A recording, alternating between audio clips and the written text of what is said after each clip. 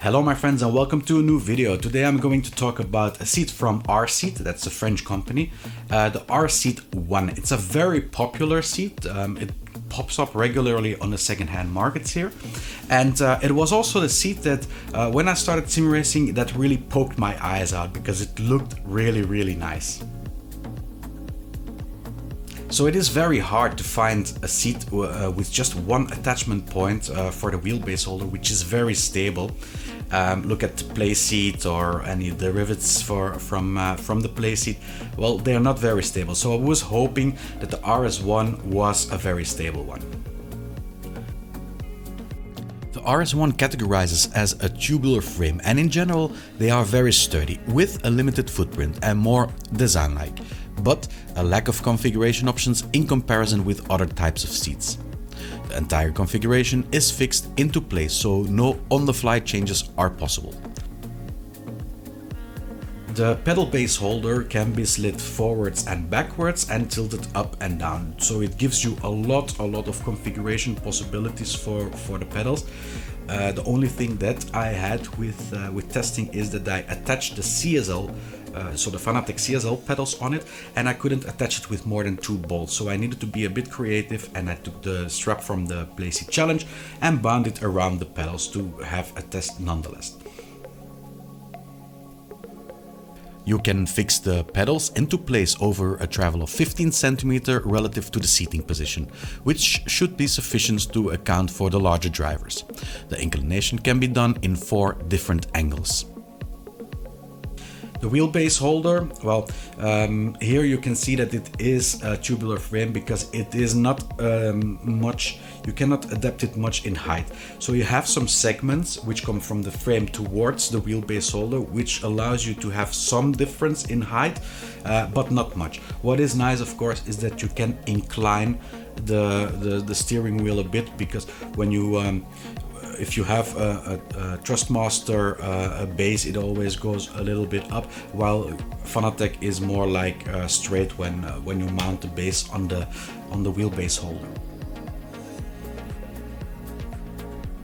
In total, there are 30 different positions you can adjust the wheelbase holder to, and although the height cannot be configured, it does offer already some more freedom to configure than other similar rigs due to the segmented approach.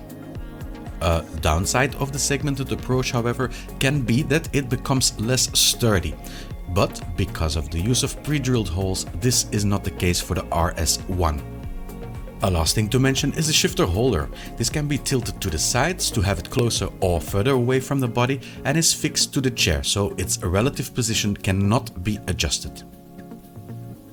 You have the tubes, which are 4 cm in diameter, and the frame is one piece. So you have the wheelbase holder, which connects to the rest of the frame without any bolts or anything to fix it. It's just fixed in, welded into place. This makes the wheelbase holder very stable. So it is, in my opinion, it was impossible to have a stable wheelbase holder with only one attachment point or one attachment arm, but for this one it proved me wrong. It is a very stable solution. I didn't have any noticeable flex when I was testing it, so that's really a good point for the build quality. The seat which comes with it is also very nice quality. It's made out of leather, and it sits well. You have the seat rails which feel nice and heavy, not some cheap stuff. So everything is good except for the pedal base. The pedal base, well, it still dates from when it was launched in 2014, and while it says on the side that there is not a lot of flex when you brake hard, I did notice there was quite some flex when I pushed the brake hard.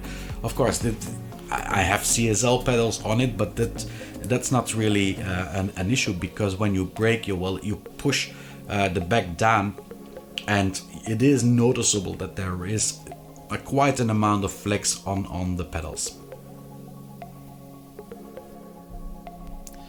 But it's not only that. The shifter holder is quite weird too, and I'm not really convinced of the mechanism they used to implement it in the rig. There is quite some movement possible on the tray that holds it into place because of the absence of the pre-drilled holes. If we look at the features, well, it has the cutout, the logo cutout, which is always nice. It has the shifter holder, it has the seat rails, it has the seat itself. So it is already quite a nice package that you get. There are also a lot of options available for this seat, more than with other tubular frames. You have the keyboard holder, butt kicker, a speaker holder, display holder. When you name it, you have it for this seat. The options that you can get seem to be quality material. I was able to test the keyboard holder and look at the butt kicker integration, and they feel and breathe quality. The only downside of it, as with many manufacturers, it does reflect in the pricing of the options. So the price is €800. So that's quite high of a price, especially seeing that this rig dates already from 2014. Yeah, but the price is a price. That's what I say, or whether you like it or not. The conclusion for this one, it's a difficult one. I like the seat. I have been dreaming of this seat from the moment that I started sim racing or sim driving. And I saw it on a second-hand market. I was like, wow, that's a really good looking seat. And it is a good looking seat. Well, always subjective, of course. But yeah, when I got it then, seeing the price, I expected a bit more. Okay, the seat is nice, so leather, seat rails, everything, the wheelbase holder very stable, but then the pedal base. I can't imagine how it is possible that they still use the same principle for the pedal base holder. It should have been changed a long time ago, really. When you start looking in the price range that this rig is situated in, you are starting to be more critical when it comes to certain things like flex or poorly finished features.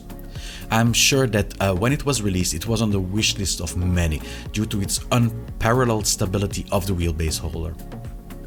But times change, as does technology and the need of people in general. Perhaps it would be good to have the 10th anniversary of the RS1 to be marked as its last. RSeat has plenty of other, younger editions in its range that will hold up much better than the RS1 for today's hardware and expectations. That being said, there are always people that are not as critical, and for them, the design, availability, features and options may trump the flexing of the pedals and the slightly awkward shifter holder. Thank you all for watching. I hope you had something from this video. Give me a like if you did. Leave a comment if you feel like saying something. And I will see you all next video. Bye bye.